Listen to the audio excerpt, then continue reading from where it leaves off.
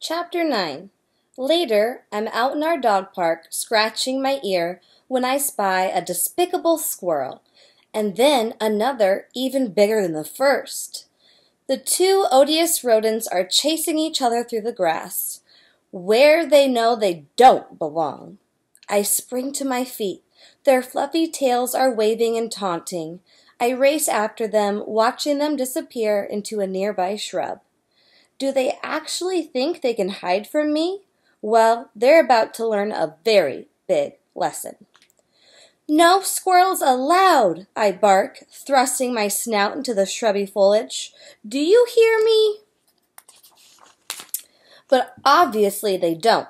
They're tumbling and battling, spitting and screeching at each other. Chipper chatter squawk. "I've got you now," I bark, plunging in deeper.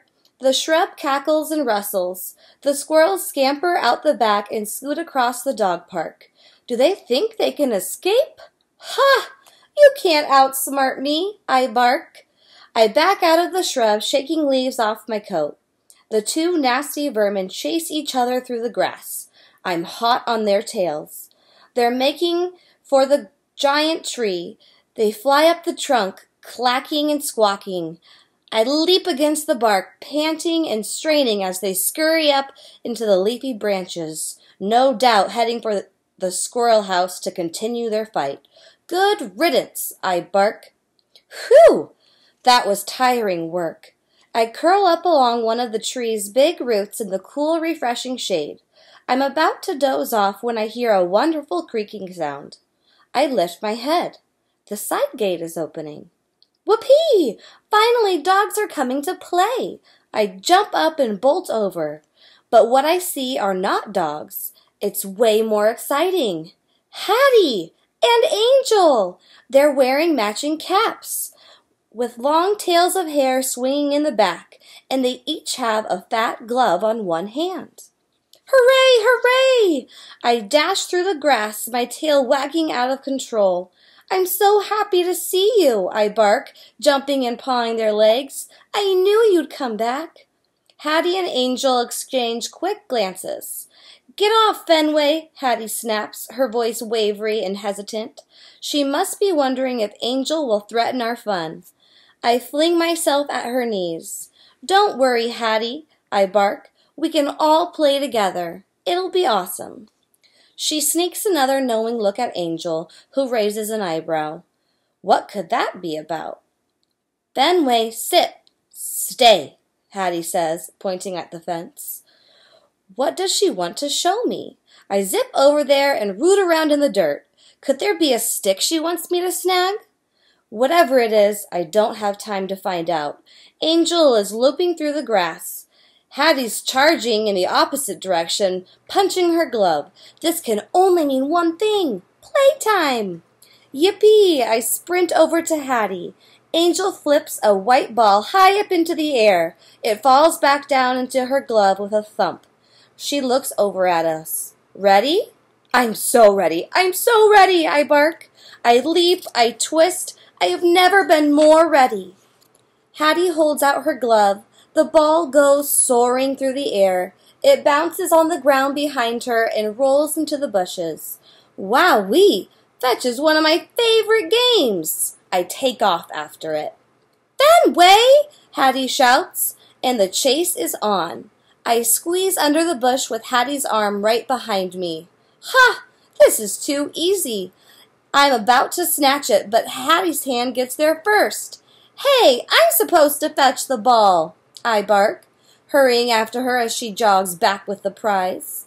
Hattie winds up and throws the ball. I'm after it like a shot. Nothing can stop me from snagging it this time, even though Angel is standing right where the ball is headed. Talk about an unfair advantage. Angel jumps up, waving her glove. The ball sails over her head and lands with a plunk in a cluster of flowers near the back fence. She tears after it. I'm close behind. "Fenway, stop!" Hattie yells.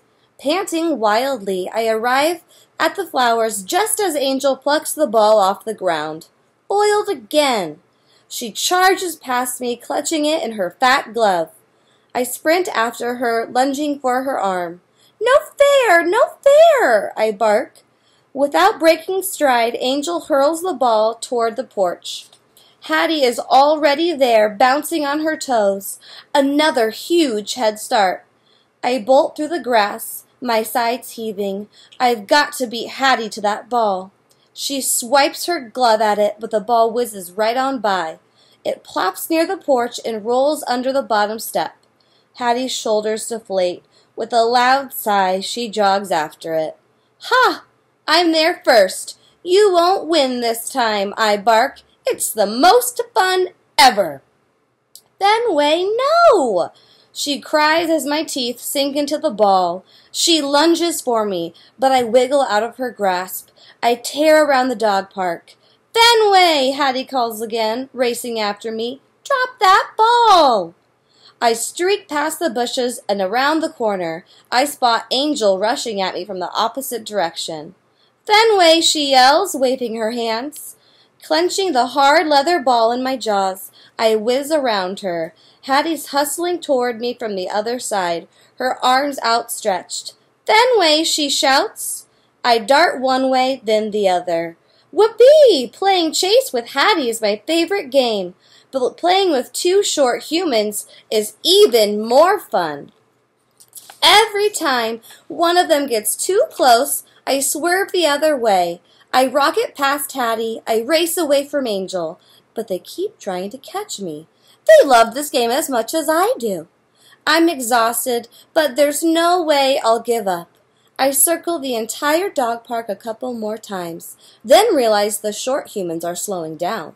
Hattie is breathing hard. She glances at Angel, who is frowning. I slacken my pace, my whole body shaking with fatigue. I drop down in the cool grass and let the slobbery ball fall out of my mouth. Hattie folds her arms, her face gloomy. Angel's chattering, but my own panting is all I can hear. Soon, I recover enough to catch exciting sounds. Click, tink, click. From over the fence, I hop up and saunter over. I peer through the slats. Goldie is scratching. Patches is sniffing the ground. Sup, ladies, I say. They look up. Fenway, Patches says. I'm not sure if you noticed, I say, but that was me playing with those two short humans, mine and yours. They can't get enough of me. Playing? Goldie's eyes are skeptical. Is that what you call it? Yep, I say. I got my Hattie back just like that, or just like I said I would. Patches looks curious. How did you do that?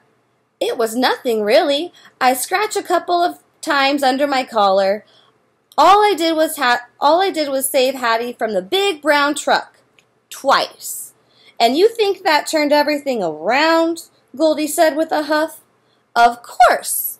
I hold my snout high. What can I say? She appreciates me. Right then, the side gate bangs shut and we all turn. Hattie is hanging her head. Angel is gone. So, Fenway, Patches says gently, I don't want to burst your bubble, but... What? Angel must have gotten tired, I say. Hattie's still here, and we're going to play chase again. Maybe you ladies would like to watch. Patches made a face. Fenway? She says, jutting her nose up in the direction of the giant tree. When I turn, I see Hattie climbing up the trunk. My head droops. I hate to say I told you so, mutters Goldie. I drop down into the grass and lick my paw like that's the part of me that hurts. I hear Patch's lovely voice say, so sad, so sad.